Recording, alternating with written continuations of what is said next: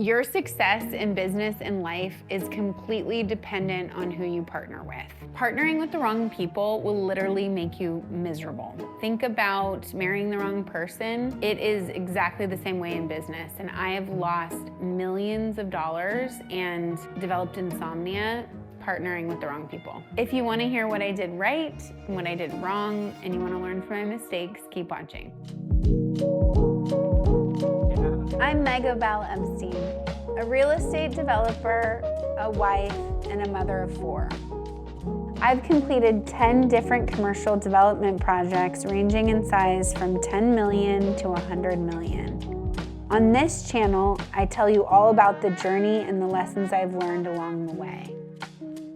One of the first partners I had in California was a total disaster, and I should have recognized by how he was living, which was basically just completely beyond his means. He lived in this beautiful house, but he literally couldn't pay his bills. And it was like millions and millions of dollars in his house. And I was just like, that doesn't add up. I met him on a job site, and he was doing exactly what I wanted to do, developing a very aesthetic product. And, I didn't know, I really just trusted the person before they were proven. And that was like one of the very first big mistakes.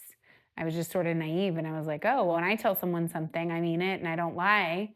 So I just assumed if someone was telling me something that they were telling me the truth. And there are people like that you can trust. One of my partners I was just talking to that I've known for 10 years, he won't lie to me. Like, he really would, if he says something, like, he means it. And there are great people like that, but there are also people that I just trusted and didn't have the track record to back up or prove it. And they were just very convincing. The first lesson I learned was, if you're going to partner with someone, have they done this successfully? Do they have the track record? Have they done something? Don't listen to what they say. When partnerships start, because you get introduced, like I got introduced to one of my partners by a friend that I really trusted. And because of that, I just sort of blindly thought this person was worthy of, all of the things that they were telling me they were expert in, and didn't really look for their track record, look at their stats, look at their own personal life. They'd done different business ventures, but they weren't successful. Red flag 101. There's not the substance behind what they're saying. And depending on, the personality, they can be extremely convincing or righteous. That can be very damaging because it makes you shake your own sense of what reality is. It's when people come in that are very powerful, and I hate to say this, especially as a woman business owner, if someone comes in with a really strong,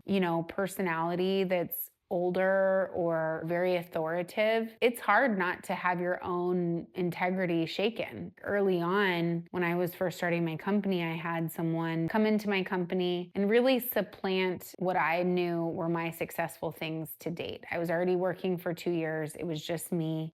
What had gotten me there was very good projects, a lean and mean machine, and being super scrappy. And when I brought in the wrong partner for me, I went completely the other way. And I hired a bunch of people, and I spent a bunch of money on an office.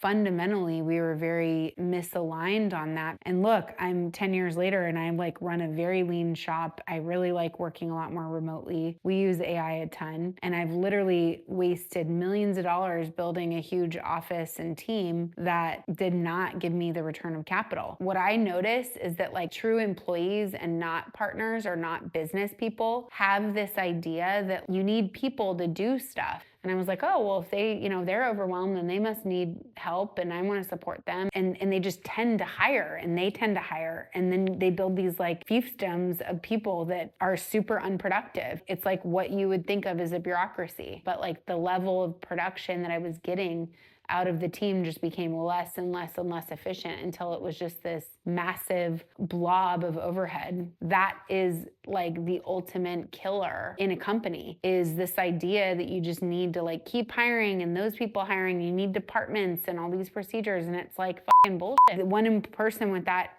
superior employee mentality can end up hiring 10 people. That costs you, like, do the math, over $1 million a year. But it was this person's sense that, like, to be a real company, I had to have, an office with desks and a security system and all these things. And it's just, like, not true. It's how people are more productive. I've wasted millions of dollars, millions, tens of thousands of hours over the course of my career. I've had many wrong hires and partners that have cost me shit tons of money. The ones that are horrific were the ones that I way overly trusted because I assume that people have the same level of ethics and the same integrity that I have. They're either older or more authoritative. I have attorneys that work for me. I have 10 different law firms that work on any given deal I'm doing, and it always takes an owner's perspective. Like, it doesn't matter if they have a law degree. I have to be the one to double check everything because they don't do things the way that you want them to do. You can't just blindly trust people.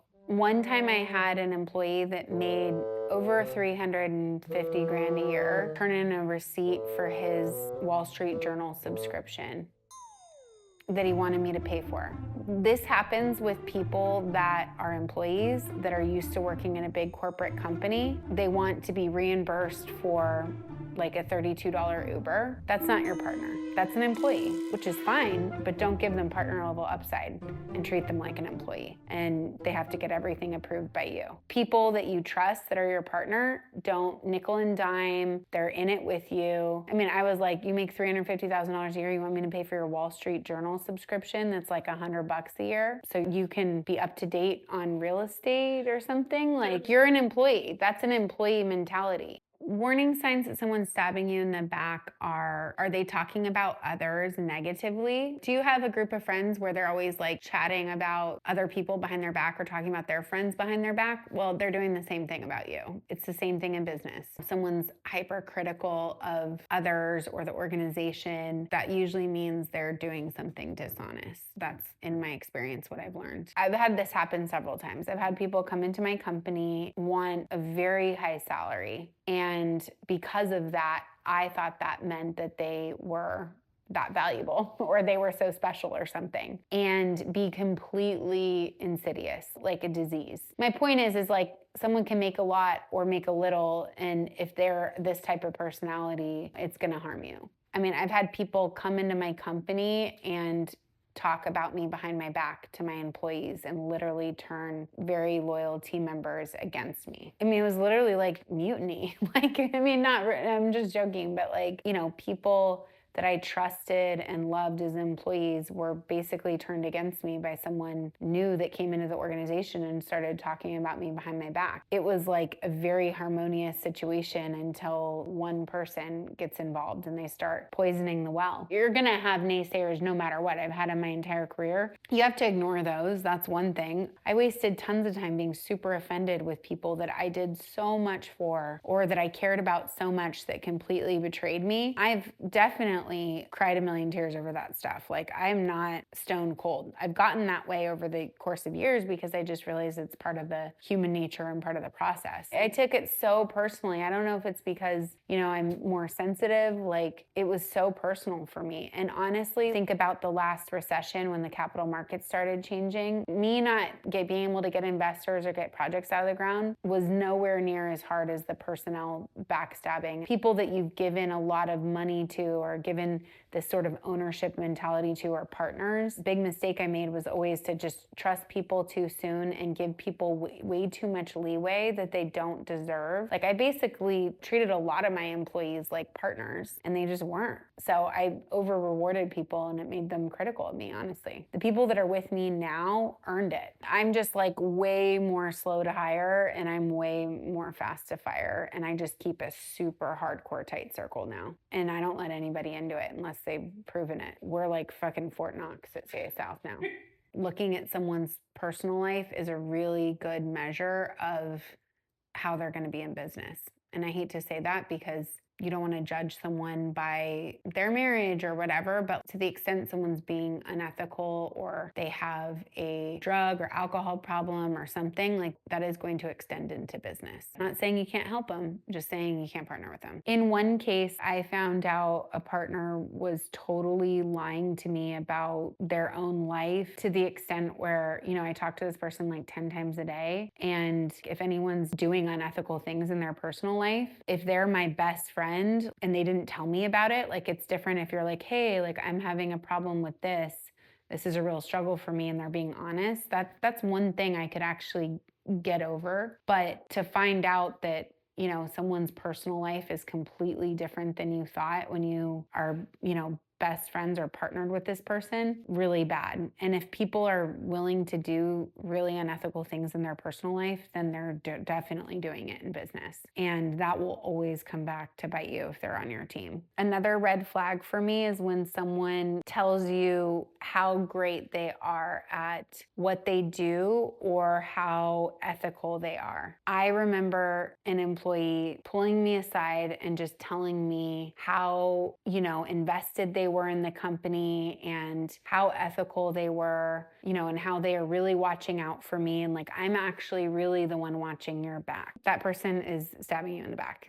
The people that are watching your back or are ethical, you can tell it by their actions, and they're not telling you how great they are. You don't want people that are self-deprecating, but like people that are confident in themselves, that like have stats and that are ethical, like they're modest. The people that are like, I'm so great and whatever, and have to tell you how great they are, they're insecure. So you have to ask yourself, like, does this person that you're partnered with or considering partner with just say all the right things, or do they do the right things? Like, that is the biggest piece of advice that I can impart, because I inherently love people, and I've gotten so burned because I always want to give someone the benefit of the doubt. I'm always super excited about starting projects. I want to do more. That's really put me in a position where instead of looking at the actual actions or looking at what someone's doing, I've gotten swayed by what they say, their degree, how official they sound, what they tell me, how passionate they are, but it's all about their actions. I had an employee once that like wrote me a letter about how amazing I was, wrote this whole letter. It was the last thing I ever heard from her. I'm like, this is the person that's identifying me as like a monster. I'm like, she wrote me this handwritten letter. Like, this is what I mean. Like, when someone tells you how great you are and like how they're so loyal to you, it's like, why are you telling me that? Like, just show me you are. And the people that are have showed me that.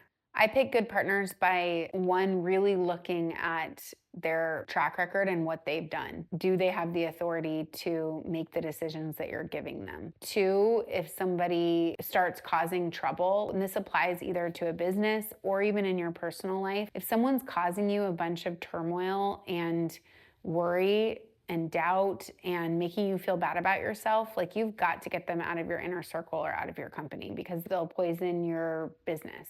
I can tell if someone's going to work hard by usually what they ask for up front, honestly.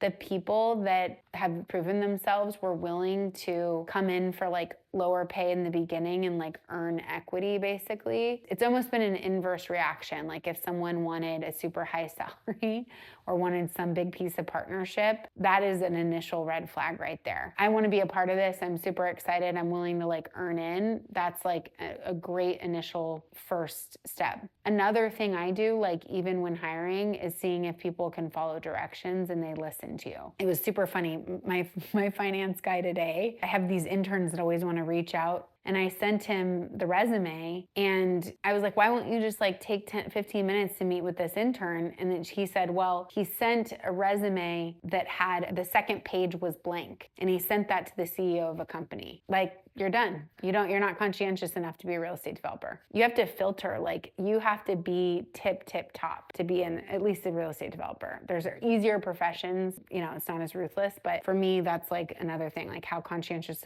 are they and can they follow directions? If you're worrying about someone that you work with losing sleep, or you wake up in the middle of the night, like more than once a week, that is one of the biggest red flags right there. Now that I work with the right people that are proven, that I've been working with for years and improving themselves, I don't worry about any of them. I cannot tell you how much happier I am as an executive and how much more money I make than when I had a big sprawling organization and all these hyper growth and glamour. Like, the peace of mind is insanely different than when you're partnered with the wrong people.